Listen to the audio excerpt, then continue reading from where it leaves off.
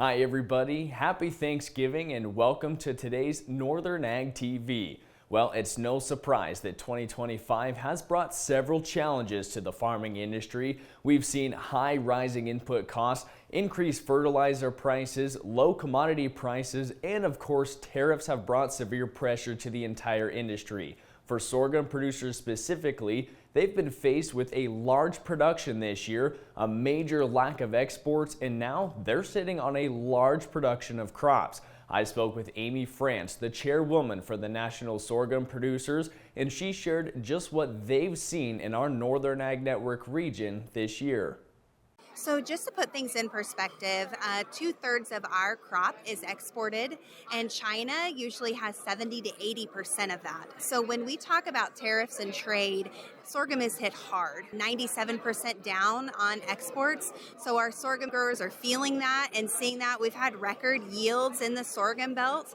South Dakota specifically is the fourth largest sorghum growing state in the country, with over 255,000 acres planted this year and just over 12 million bushels in production. However, with a severe lack of exports to China, they're faced with a new challenge: where to store this year's crop.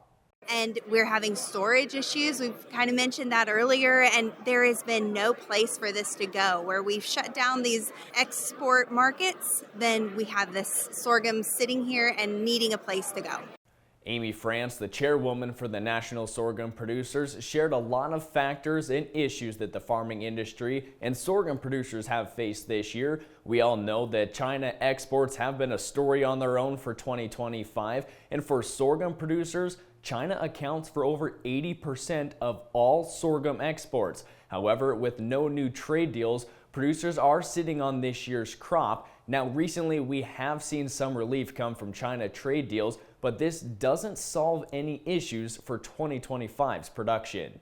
Yeah, we've been hitting the hill hard. To just tell the story from South Dakota to South Texas, we hit the hill and we talked to our leaders. Somebody from South Dakota, Adam Schindler, was just in DC with us. We took our growers there to talk to Thune and other leadership. And I think you're seeing that when you see headlines with sorghum specific, our message is being heard. We've got champions on the Hill and agencies, but it takes strong leadership in our growers. And so we're grateful for that time as well. France added the National Sorghum Producers have been advocating for fair trade and new market potentials, such as a stronger domestic market in ethanol production and new market access to Malaysia and Vietnam. She also added there are a lot of resources available for producers, and you can learn more by going to the National Sorghum Producers website, sorghumgrowers.com.